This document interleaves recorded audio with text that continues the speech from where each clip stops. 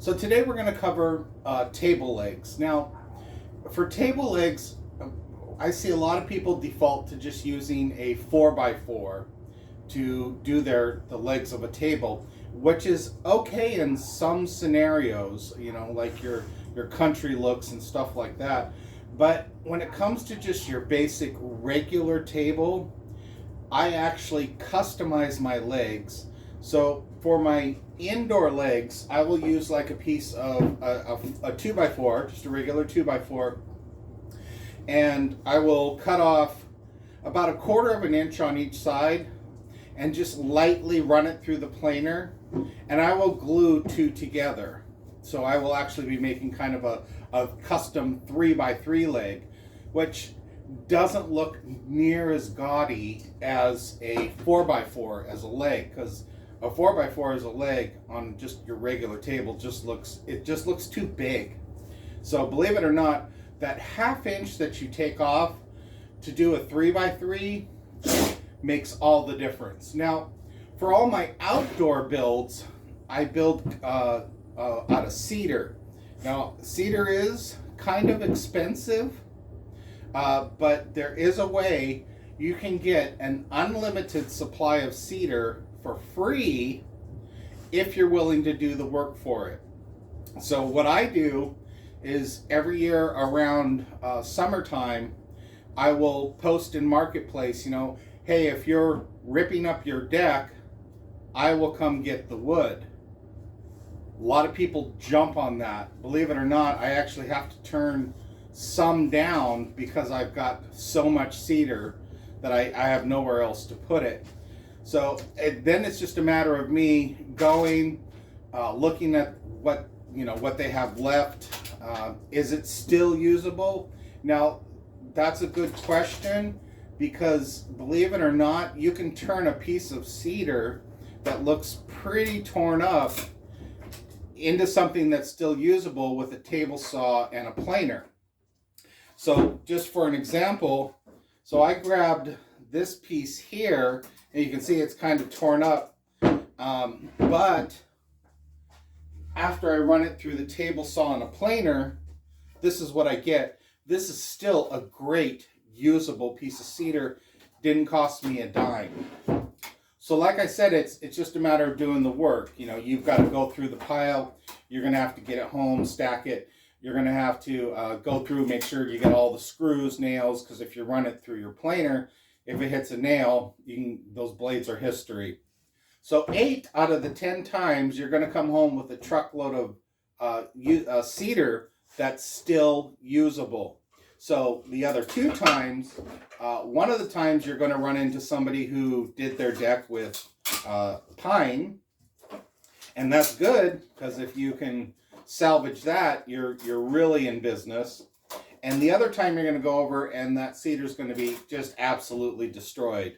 So again, 8 out of 10 times you've got usable cedar, and this is a great outdoor wood. So with that said, let me show you how I make my custom legs.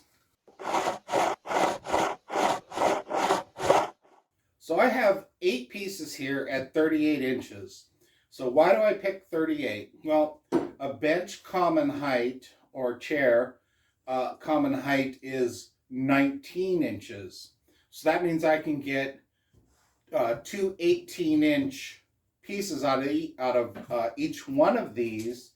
So I actually have 2 benches here. So I have 1 table or 2 benches when I do this. Now I tend to make these in bulk in the winter time, because I kind of take myself off of all the marketplaces and just kind of do for myself during the winter. And the reason why is because it's too cold to paint, and a lot of the stuff I do will be painted, and I don't have a paint station. So during the winter, I like to make a lot of the stuff that I'm going to need in the summer, because in the summer I'm swamped. So like I said, I make these in bulk, but I'm just going to do these 8 right here for now, just to show you. So the first thing I do is I actually look at them to see what side do I want showing. So I will go through each one and pick which side I want to show on the outside. All right, so now I have them all set up so that the side I want to show is actually facing down. So I'm going to go ahead and put glue on every other one of these to get them glued up. All right, so now that I have them glued, I'm just going to match them up.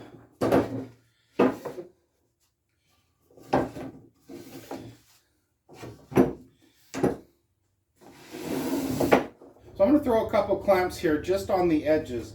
Now the purpose of these clamps is just to make sure that with these cross members here, I'm just making sure that my legs are all nice and flush. So now that I have the cross members on, I'm going to start tightening these down. Now with the cross members, I do not have these clamped really tightly, just kind of loose, so that these can still move to compress with the bar clamp. All right, now I'm going to throw another bar clamp here on top on both sides. I'm starting to see some glue squeeze out, which is good. It tells me I've got enough glue on there. So I'm going to get some pressure here on the tops.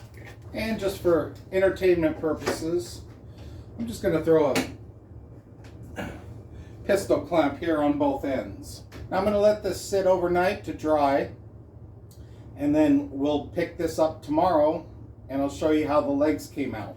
Alright, so I took the legs out of the clamp. Now these are my custom legs here. They're 2 inches by 3 inches, which is great because now they're not near as bulky or big as a 4x4. And I mean, they look spectacular. So now I got to square these up just a little bit. But before I do, I'm not going to run them through my planer because there are some glue beads here that could possibly nick my blades in my planer. So I'm going to use my hand planer to get those out of there because it's more feasible for me to replace a $7 set of blades if one of these glue beads causes a nick versus a $30 set of blades if it causes a nick on my big planer. So that's how I build my custom legs. This batch was I only ran 4, but again, when I do these, I do them in bulk. These again measure at 38 inches, so I either have 2 18-inch bench legs or 1 28 or 29 inch, depending upon what top I'm putting on it. 28 or 29 inch table legs.